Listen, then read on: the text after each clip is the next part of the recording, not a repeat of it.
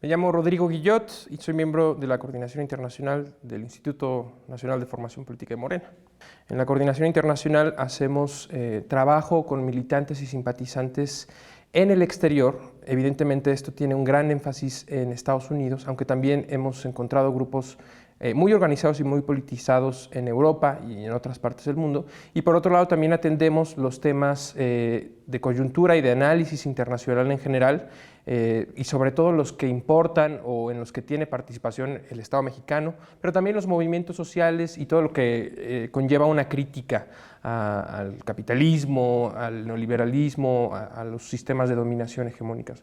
Creo que como todo el partido, y diría yo en todos los países en el mundo, la pandemia, por ejemplo, no solo nos llega de sorpresa, sino que nos reta a actualizarnos en lo ideológico, en lo práctico, en el quehacer político, en lo organizativo, ¿no? O sea, el asunto del Zoom, de la vida digital, nos trajo problemas, por ejemplo, en la movilización a nivel nacional, ¿no? Muchos eventos tuvieron que ser cancelados y no hubo una continuidad de las tareas políticas en casi ninguna instancia del partido hasta muchos meses después. Y aun cuando empezó a reanudarse la vida orgánica en el partido, pues esta dinámica digital guión presencial era extraña, ¿no? Todavía creo que no terminamos de adaptarnos y todavía no terminamos de entender las consecuencias que va a traer la pandemia que trajo, pues, pero que siguen desarrollándose.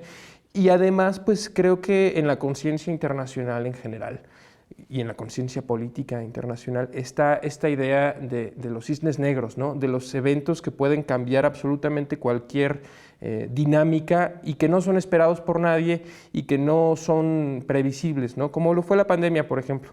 Por otro lado, a lo mejor en lo internacional esta dinámica nos representó de alguna manera una ventaja, porque pensemos en que todo mundo en todos lados estaba en las mismas condiciones, ¿no? Aislados en su casa, aisladas en su casa, sin demasiado contacto con sus vecinos, con las personas a su alrededor inmediato, pero sí con estos medios digitales se podían hacer de manera más natural, porque todos y todas estábamos acostumbrados a esta dinámica, pues reuniones con gente de diferentes países, en otras partes del mundo, de diferentes movimientos sociales.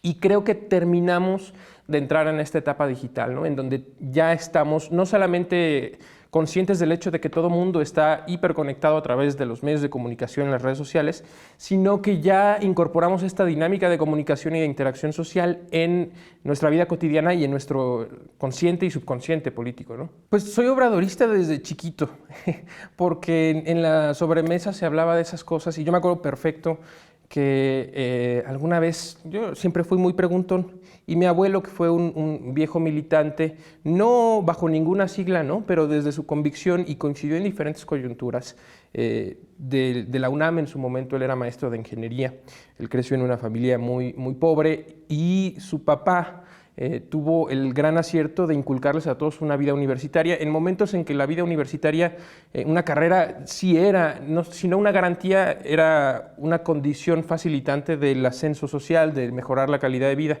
Mi abuelo pues conoció la universidad y conoció muchas de las complejidades políticas de esos momentos, ¿no? Él egresa y empieza a ser maestro universitario más o menos alrededor de los 60, 70, le tocó la coyuntura del 68 ya como un adulto maduro. Y él me explicaba, yo le pregunté, abuelo, ¿qué es la izquierda y qué es la derecha, ¿no? O sea, ¿a qué se refieren esas cosas? Y me dijo, mira, muy sencillo, la izquierda es esa posición política en la que se defiende a la gente que más necesita y que dice que deberíamos destinar recursos a que su vida sea mejor. Y la derecha es la que defiende a los empresarios, a la gente rica, y que dice que la gente pobre no importa, ¿no? Y que los intereses de los que ya tienen todo y tienen cómodamente el acceso a lo que necesitan y a lo que desean, pues esos son los que defienden en la derecha. Y yo dije, bueno, pues yo soy de izquierda.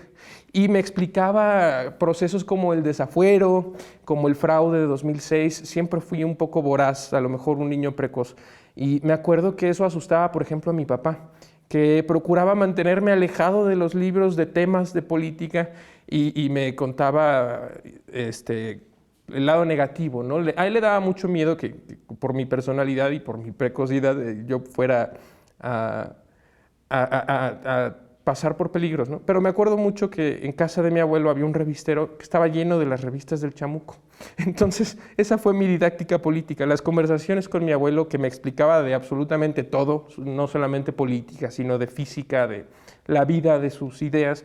Y además, pues el Chamuco, ¿no? Que de una manera muy sencilla para entender, a lo mejor mucho más sencilla que otro tipo de contenidos, pues explicaba temas de política. Y pues ahí comencé a usar las redes sociales, el YouTube, me acuerdo mucho que en los momentos de coyuntura yo vivía en Monterrey, estaba lejos de la capital, ahí no había demasiada conciencia política, ni mucho menos organización, pues, pero el YouTube, las redes sociales me dieron la oportunidad de ver casi en primera, sí, muy cerca, ¿no? No se sentía esa lejanía, pues momentos importantes de la vida política. Entonces crecí con esa conciencia y decidí entrar, ni siquiera me importaba la carrera en ese momento, pero yo quería estar en la Facultad de Ciencias Políticas y Sociales de la UNAM, me vine para acá, hice mi examen. Y pues fue casi natural, ¿no? Que me empezara a involucrar en el activismo. De ahí conocí a compañeros y compañeras de Morena en las calles, me invitaron a participar y pues he ido compartiendo diferentes espacios. En la coordinación hacemos un programa que se llama Reflexiones de Sur a Norte, en donde, bueno, a través de los canales del instituto vamos tocando temas de interés, de relevancia internacional. Siempre lo explicamos así al inicio, ¿no? Hablamos de temas de la vida política internacional que interesan o atañen a la vida nacional mexicana, o de la vida nacional mexicana que atañen o interesan a la comunidad internacional o que están determinados, que son un campo de disputa de diferentes actores internacionales, ¿no? Y buscamos pues, ser lo más pedagógicos posibles, lo más didácticos, pero también analizar temas serios, complejos, ¿no? Y también intentando expresar algunas ideas un poco antes de entrar aquí al instituto. Es un espacio magnífico para trabajar. Pues empecé a publicar en un medio independiente que se llama Sin Línea MX, que es muy obradorista, también es un gran espacio para trabajar. Y entre los textos, los análisis, las videocolumnas, hemos hecho un programa de análisis, de debate entre jóvenes, casi obradorista, pero con algunos perfiles que no necesariamente son del partido, sin embargo consideramos que tienen algo que decir, ¿no? Y que son recurrentes, que son jóvenes que tienen la disposición, la capacidad, el gusto por analizar temas complejos y que no necesariamente tienen acceso a las cámaras, a la exposición mediática, ¿no? Y es muy padre ver, porque además son gente de todo el país, de diferentes edades, de diferentes especialidades, pero que tienen eso en común, ¿no? Que saben lo que piensan y saben estructurarlo y no van a repetir discurso, ¿no? Sino que analizan. Entonces es otra de las actividades que hago en lo privado, pues fuera de la actividad partidista, pero que es parte de la militancia y del estilo de vida, ¿no? De los temas a los que me gusta dedicar mi tiempo.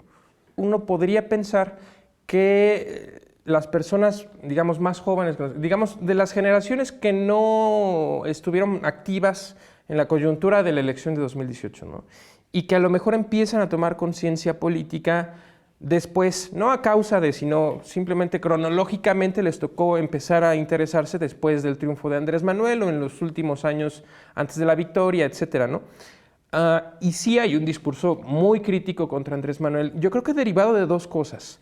Uno, la distancia generacional, digamos, los valores compartidos por alguien como Andrés Manuel, que es, digamos, alguien de la izquierda de la vieja guardia, y por alguien que ahora mismo está entrando en la universidad o está en la prepa y tiene curiosidad, pues sí, hay una distancia generacional evidente, ¿no?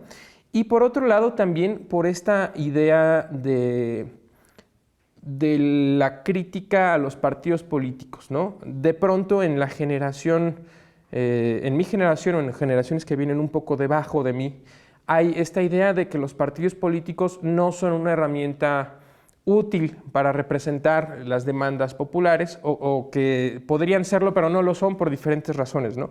Hay una despolitización en esa idea, sí, pero también generacionalmente hay una puesta en escena de valores y de causas que no están peleadas necesariamente con los valores de la izquierda, ¿no? Entendamos la izquierda como la corrección de las desigualdades basadas en lo económico, pero que no solamente atraviesan lo económico, ¿no? Están las luchas antirracistas, están las luchas de género, están las luchas anticoloniales, que desgraciadamente los medios de comunicación hegemónicos, las estructuras de producción ideológicas más dominantes, pues han logrado captar en el discurso, quitarle el signo económico y venderlo incluso como un producto, ¿no?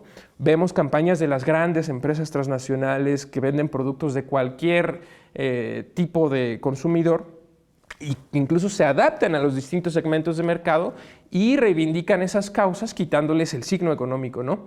Creo que en ese sentido muchas de las luchas que podríamos definir como identitarias, porque apelan a un sentido del yo y no a un sentido de la colectividad más allá de quienes comparten rasgos específicos conmigo mismo, pues es un problema, es la despolitización de las luchas. Pero por otro lado también es cierto que en muchos casos las izquierdas tradicionales, las viejas guardias, se han olvidado de esas luchas, ¿no? Entonces, pues el reto de nuestra generación es compaginar estas dos formas de entender la disputa, ¿no? Porque las identidades también tienen un peso, pero la injusticia económica, ¿no? El capitalismo, el neoliberalismo, todo esto que ya sabemos mucho en quienes militamos en cierta izquierda más cercana a lo tradicional, pues bueno, estos dos elementos y las nuevas configuraciones de la producción de discurso, ¿no? Las redes sociales, ahora TikTok, que por cierto es uno de los fenómenos de pandemia, ha cambiado mucho las reglas del juego de la comunicación política y creo que no terminamos de entender el asunto de los algoritmos, el asunto de cómo las redes sociales van retroalimentando el discurso que consumes y que te aíslan en una burbuja, ¿no? ¿Cómo vamos a romper esa burbuja? ¿Cómo vamos a comunicarnos con la gente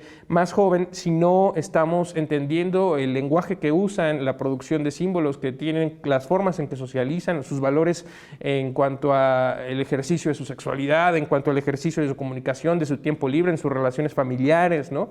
Y si no entendemos todas estas dinámicas sociales y no sabemos adaptarnos a los tiempos sin despolitizar las luchas, ¿no? Es decir, poniendo el signo de la igualdad económica junto a las otras desigualdades señaladas por estas generaciones, pues estaremos en problema. Yo creo que ese es el reto de quienes empezamos a hacer política desde la generación en la que estamos, ¿no? Los jóvenes y las personas de todas las edades, ¿no? O sea, creo que la desinformación también es una de las armas más poderosas. Nosotros consideramos que los medios de comunicación juegan un papel muy importante. Hay estudios, bueno, muchos, que demuestran que en México, por ejemplo, los grandes medios de comunicación, piensa en Milenio, Reforma, los que sean, ¿no? Casi que lo único es La Jornada y por supuesto algunos medios locales, si no es que muchos medios locales independientes que no se presten a esos juegos, pero los que dominan el centro del discurso, demostradísimo, pienso en un estudio sobre la disputa por México en los hidrocarburos en los tiempos de la 4T, del Centro Estratégico Latinoamericano de Geopolítica, que en uno de sus apartados del análisis de esa coyuntura, que era el hecho de que Andrés Manuel estaba promoviendo a gente cercana a las posturas nacionalistas revolucionarias en la Comisión Reguladora de Energía, y entonces un think tank cercano a Bloomberg, que es un grupo financiero que también tiene medios de comunicación, etcétera, publicaba un artículo de una analista cuyo nombre no recuerdo, que decía Andrés Manuel está desmantelando la democracia en México por ese hecho, ¿no? Entonces su argumento era ese. Y esa misma frase, en todos los casos, o en casi todos los casos, sin variar en una palabra, en algunos a lo mejor parafraseando un poquito, pero esa misma frase fue el encabezado de todas las portadas de los periódicos nacionales al día siguiente.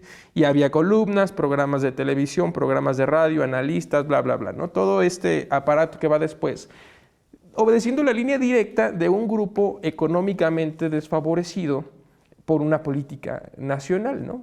En este caso de Andrés Manuel. Ya ni siquiera por la cancelación de contratos, etcétera, sino solo por el hecho de promover a perfiles cercanos a la postura ideológica por la que la gente votó en un órgano del Estado, ¿no? Entonces, claro, que van a jugar de la manera en que siempre han jugado, ¿no? Cinética, a mentir, a manipular la información, pero creo que también en ese sentido las redes sociales, y es un poquito volver al punto de nuestra generación, no es que sean solamente positivas para la democratización del debate público, ¿no? Pero pensando en una coyuntura mexicana como el Yo Soy 132, que justamente coincide con la crítica a un medio hegemónico, en este caso Televisa, y con el ascenso de las redes sociales como un actor predominante en el debate público, Pues sí, hay una oportunidad, ¿no? Las redes sociales son un área un poquito más democrática o con un poquito más de facilidad táctica en el momento de comunicar, de disputar las ideas, ¿no? Por primera vez le puedo contestar yo al director de un canal de televisión o a un gran empresario que decide estar en esa arena. Claro que hay grandes desventajas también. Hablábamos del algoritmo que sesga lo que ves, que sesga a quién le llega tu mensaje, que puede silenciarte, ¿no? Hay una cosa que se llama el shadow ban, que es básicamente que si por alguna razón el algoritmo o alguien arbitrariamente desde la oficina decide que tu mensaje no es... no merece ser visto, pues entonces vas a ser mostrado a menos gente de la que deberías, etcétera, etcétera. Pero tenemos que entender eso para poder continuar dando las batallas, ¿no? Siempre hemos luchado en terrenos desiguales, con armas totalmente distintas. Hemos librado, creo que desde siempre, ¿no? Quienes luchamos por justicia social, económica, contra la discriminación, contra el abuso del poder, pues vamos a ir en desventaja, ¿no? Entonces no es nada nuevo ese fenómeno.